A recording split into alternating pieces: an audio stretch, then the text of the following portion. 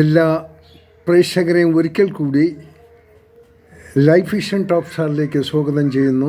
ഞാൻ GK തുമ്പക്കാരൻ. ഇന്നത്തെ video ചെറിയൊരു എൻ്റർടൈൻമെൻറ്റിന് വേണ്ടി ചെയ്യുന്നതാണ്. ശരിക്ക് ഈ എൻ്റർടൈൻമെൻറ്റ് എന്ന് പറഞ്ഞാൽ ഇന്ന് പ്രായോഗികമായി പലരും പ്രയോഗിക്കുന്ന ചില തന്ത്രങ്ങൾ.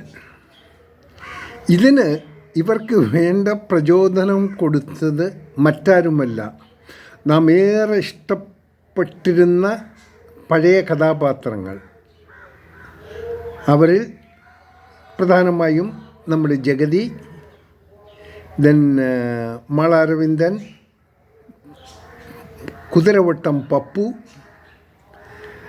മാമുക്കോയ, ഒടുവിൽ ഉണ്ണികൃഷ്ണൻ, എന്തിനു വരെ നമ്മുടെ നെടുമുടി, അങ്ങനെ നീണ്ടു പോകുന്നു. ഇവർ തിയേറ്ററിൽ നമ്മളെ ചിരിപ്പിക്കാൻ വേണ്ടി കാണിച്ച പല ജാലവിദ്യകളും ഇന്ന് പ്രായോഗികമായി ഈ കള്ളത്തരികിട ഈ പല പേരിലും പല ഏജൻ്റന്മാരെ വച്ച പല വീടുകളിലും കടന്നുകൂടി അവസാനം അവരുടെ അടിവസ്ത്രങ്ങൾ വരെ അടിച്ചു മാറ്റി പോകുന്ന ഒരു മഹാദുരന്ത ഭൂമിയായി നമ്മുടെ ഈ സ്റ്റേറ്റ് മാറിക്കഴിഞ്ഞു. എന്തിന്? നമുക്കൊക്കെ ഓർമ്മയുണ്ട്, മുൻകാലങ്ങളിൽ ഏതെങ്കിലും സർവീസിൽ നിന്ന് കിട്ടുന്ന സർവീസ് വിരമിച്ചതിന് ശേഷം കിട്ടുന്ന ആ തുക ഒരിക്കലും ആർക്കും കൊടുക്കാൻ വയ്യാത്ത പലിശകൾ വാഗ്ദാനം ചെയ്യുന്ന തരികിട കമ്പനികൾ കൊണ്ട് നിക്ഷേപിക്കുകയും അവസാനം കിടപ്പാടം നഷ്ടപ്പെട്ട് ഇന്നും അലയുന്ന കുറച്ച് ആൾക്കാർ. അതിനുശേഷമാണ് പിന്നൊരു തരികിട തുടങ്ങി മാഞ്ചീയം, ആട് ഫാം, പോത്തു ഫാം, പിന്നെ ഇങ്ങനെ പല ഫാമിൻ്റെ പേരിൽ പല രീതിയിൽ വർണ്ണങ്ങളിലും കോടികൾ പരസ്യത്തിന് കൊടുത്തു പത്രങ്ങളിൽ കൂടി വായിച്ചതറിഞ്ഞ് ഉള്ള ക്യാഷ് കൊണ്ട് അവരെ ഏൽപ്പിക്കും.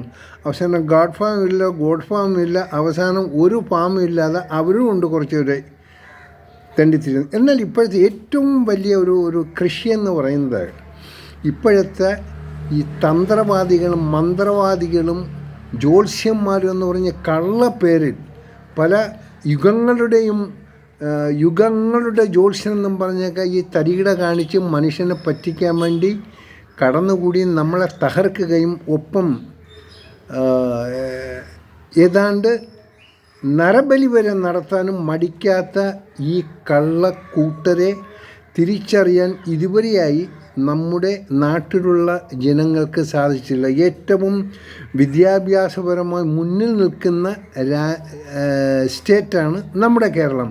ഇവിടെ തന്നെയാണ് എല്ലാ കുരുത്തക്കേടിനുമുള്ള ഒരു നല്ല ഒരു കൃഷിഭൂമിയായി ആൾക്കാർ കണ്ടിരിക്കുന്നത്. എന്തിനാണ്? ഇപ്പോൾ എല്ലാം ശരിയാകും എന്ന് പറഞ്ഞ് നമ്മൾ വോട്ട് ചെയ്യാനും മടിക്കില്ല. അതാര് വന്നാൽ ഇന്നലെ ആകാത്ത ഇന്നാക്കി തരാം. അതുകൊണ്ട് നാണം കെട്ട് നമുക്ക് പബ്ലിക്കിൻ്റെ മുന്നിൽ ഈ പുറത്തെ സ്റ്റേറ്റ് ഇപ്പം നമ്മളെക്കുറിച്ച് പറയാൻ തന്നെ വയ്യാത്തൊരവസ്ഥയിൽ കൊണ്ടെത്തിച്ചിരിക്കുകയാണ് ഇപ്പോൾ. സോ ഇനിയെങ്കിലും ഒന്ന് ഉണർന്ന് പ്രവർത്തിപ്പിക്കുക.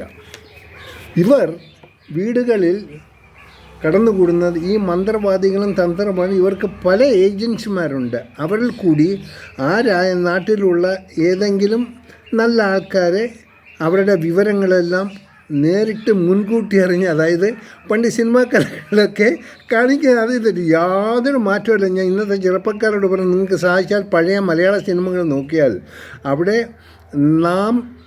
നമ്മെ ചിരിപ്പിച്ച പല കഥാപാത്രങ്ങളും അവരുടെ ആ ഡിക്റ്റോയാണ് ഇപ്പോൾ ഇവിടുത്തെ തരികിട ജ്യോത്സ്യന്മാർ ഇപ്പോൾ പ്രയോഗിച്ചു വരുന്നത്.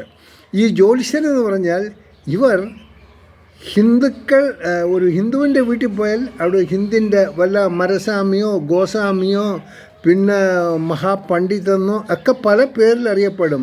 പിന്നെ ഗോപാല ഗുരുക്കളെന്ന് അങ്ങനെ പല ഗുരുക്കളന്മാരും പല ആയിട്ട് അറിയുകയും മറിച്ച് ക്രിസ്ത്യാനിയുടെ ഏതെങ്കിലും വീട്ടിൽ കയറിയാൽ ഞാൻ കടമറ്റ ഖത്തറിൻ്റെ മറ്റേ പരമ്പരയിലുള്ളതാണ്, അതും പറയും. ഇതെല്ലാം കഴിഞ്ഞ് മുസ്ലിംസിൻ്റെ വീട്ടിൽ കയറാൻ അല്ലാഹു മാഫി മുഷ്കില അന ഈജി ലേ ഷന്ത കുന്താബ് എന്നൊക്കെ പറഞ്ഞിട്ട് കുന്തവും വടിയെന്നൊക്കെ അവർ പറയും. കാരണം നമുക്കൊന്നും അറബി അറിയില്ലല്ലോ.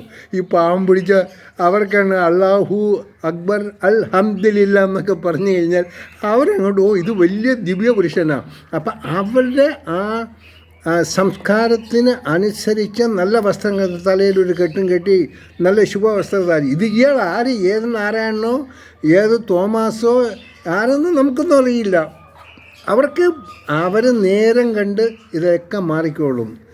ശുദ്ധ മണ്ടന്മാരായ മലയാളികളെ നാം ഇനിയും ഉണരേണ്ടിയിരിക്കുന്നു. ഉണർന്നില്ലെങ്കിൽ നമുക്കിവിടെ ജീവിക്കാൻ പറ്റില്ല. ഇപ്പം തന്നെ മാക്സിമം ഉള്ളൊരു ഈ അവരവരുടേതായ സ്വാധീനങ്ങൾ ഉപയോഗിച്ച് മനുഷ്യനെ കൊള്ള നടത്തുകയാണ്. ഇനിയും പറ്റിപ്പിൽ പെടാതിരിക്കുക. നിങ്ങൾ ആരെങ്കിലും വീട്ടിൽ വലിച്ച് കയറ്റിയാൽ നിങ്ങളൊന്ന് ചിന്തിക്കുക, അവരെ കൊണ്ട് ഒരു ചുക്കും ചെയ്യാൻ പറ്റില്ല. ചുമ്മാ കുറച്ച് കോലാഹലം കാണിച്ച് അവർക്ക് നല്ല നെയ്ച്ചോറും ബിരിയാണിയും അല്ലെങ്കിൽ നല്ല കോഴിയിറച്ചിയൊക്കെ കൊടുത്ത് അവരെ നല്ല ഇതായിട്ട് രാത്രി കാലങ്ങൾ പരിസരത്തുള്ള ആരും അറിയാതെ ഇവിടെ ഇപ്പോൾ നിധിയുണ്ട് ഒരാഴ്ചയ്ക്കെല്ലാം കിട്ടുമെന്നുള്ള ആ രീതിയിൽ അവൻ ചോദിക്കുന്നതെല്ലാം അവന് വേണ്ടി വന്ന അവനെല്ലാം കൊടുക്കും വീട്ടുകാർ. കാരണം നിധി വരാൻ പോവുകയാണല്ലോ. സോ ഇതിലൊന്നും പെടാതിരിക്കുക. ഇങ്ങനെയുള്ള ഈ കള്ളന്മാരെ വന്നു കഴിഞ്ഞാൽ അവരെ മാറ്റി അങ്ങ് നിർത്തുക, അല്ലെങ്കിൽ പോലീസിൽ കൊടുക്കുക. നമുക്ക് പോലീസുകാരൊന്നും കുറ്റം പറയാം. ഇതെല്ലാം അതീവ രഹസ്യമായി നിങ്ങൾ കാട്ടിക്കൂട്ടുന്ന കോരങ്ങൾ അവസാനം നരബലി വരെ നടന്നു കഴിഞ്ഞ ശേഷമായിരിക്കും ഓരോന്നും ചുരുളഴിഞ്ഞു വരുന്നത്. ഇത് കോമഡിയാണ്. ഇത് കോമഡി എന്നല്ല വരുന്നത്. ഇതിന് മറ്റെന്തെങ്കിലും പേര് കൊടുക്കണം. പക്ഷേ അദ്ദേഹം കുറച്ച് നമ്മുടെ ജഗതി ശ്രീകുമാർ കുറച്ച് ഹെൽത്ത് ഓക്കെ ആയിക്കഴിഞ്ഞാൽ അദ്ദേഹത്തിൻ്റെ അദ്ദേഹം പറഞ്ഞതും യോജിച്ച പേരെന്താണെന്ന്. പക്ഷേ നമുക്ക് പ്രാർത്ഥിക്കാം അദ്ദേഹം പെട്ടെന്നൊന്ന് തിരശ്ശീല വരട്ടെ. അദ്ദേഹത്തിന് പലതും ഇനി നമ്മളെ രസിപ്പിക്കാനുള്ള ഭാഗങ്ങൾ അങ്ങയുടെ മനസ്സിലുണ്ട്. തീർച്ചയായിട്ടും നടക്കും എന്ന് വിശ്വസിക്കുന്നു. സോ സുഹൃത്തുക്കളെ, കുറച്ച് സീരിയസ് ആകുക. ഈ അന്ധവിശ്വാസങ്ങളിൽ വിശ്വസിക്കാതിരിക്കുക. നാം ചെയ്യുന്നതിൻ്റെ ഫലമേ നമുക്ക് കിട്ടൂ. ഒരു ജ്യോത്സ്യനെ കൊണ്ടും ആരെക്കൊണ്ടും ഒന്നും നമുക്കവർക്ക് നേടിത്തരാൻ പറ്റില്ല. കുറേ കള്ളത്തരങ്ങളും പറഞ്ഞ് കുറേ പൂജയും നടത്തി കുറേ നെയ്ച്ചോറോ നല്ല സദ്യകളോ ഉണ്ട്. അവസാനം നമ്മുടെ വീട്ടിൽ കിടക്കുന്ന അടിവസ്ത്രങ്ങളെ അടിച്ചു മാറ്റിക്കൊണ്ട് അവന്മാരങ്ങ് പോകും.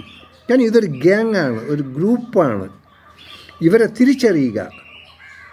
അതുകൊണ്ട് ദയവ് ചെയ്ത് നമ്മുടെ സ്വത്തിനെ സംരക്ഷിക്കേണ്ടതും നമ്മുടെ സംസ്കാരത്തെ സംരക്ഷിക്കേണ്ടതും നമ്മുടെ ഓരോ ഫ്യൂച്ചറുള്ള കാര്യങ്ങളും വെൽ പ്ലാൻ ചെയ്തു പോകുന്നതിനും അതിന് ഈ കള്ള തന്ത്രശാലികളെയും ഈ കള്ള ജ്യോത്സ്യന്മാരെയും ഈ പല യുഗങ്ങളിലെ ജ്യോത്സ്യന്മാരെന്ന് പറഞ്ഞ് ഈ കിടന്ന് തരികിട കാണിച്ച് ഇവർക്ക് കേരളത്തിൻ്റെ പുറത്തും വേരോട്ടങ്ങളുണ്ട്. ഗൾഫ് നാടുകളിൽ പോകുന്നു, അമേരിക്ക അവിടെയൊക്കെ പോയി വന്ന് വലിയ ജ്യോത്സ്യത്തിൻ്റെ പേരും പറഞ്ഞ് പോയിട്ടാണ് ഇൻ്റർനാഷണൽ തട്ടിപ്പാണ് നടത്തുന്നത്.